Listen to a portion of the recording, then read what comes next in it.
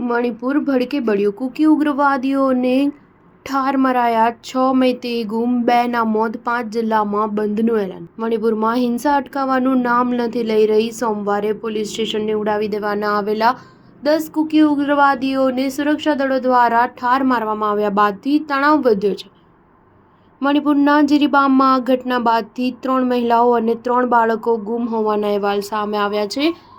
આ 6 જણ મૈતેઈ પરિવારના જ હોવાનું મૈતેઈ સમુદાયે જણાવ્યું છે. વધુમાં મૈતેઈ સમુદાયના અન્ય 2 ભાઈઓના મૃતદેહો પણ મળી આવ્યા છે.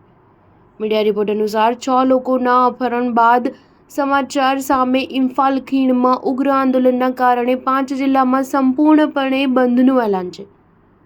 પોલીસે ગુમ થયેલા લોકોની શોધખોળ શરૂ કરી છે. સોશિયલ મીડિયા પર આ ગુમ વ્યક્તિઓના ફોટો વાયરલ થયા છે.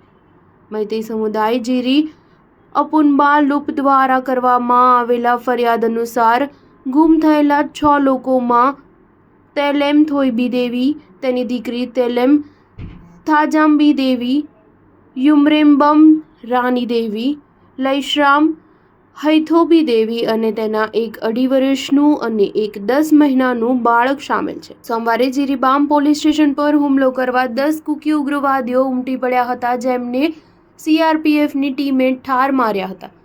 જેમાં એક સીઆરપીએફ જવાન પણ ઘાયલ થયો હતો. તેમની પાસેથી હથિયારો, દારૂગોળો જપ્ત કરવામાં આવ્યા હતા. આ ઘટનાથી કુકી ઉગ્રવાદીઓ ઉશ્કેરાયા છે અને અનેક ઘરોમાં આગ ચાંપી હતી. સુરક્ષા દળો પણ સ્થિતિ કાબૂમાં લેવા પ્રયાસો કરી રહ્યા છે. શાળા, કોલેજો, બજારો બંધ કરવામાં આવ્યા છે.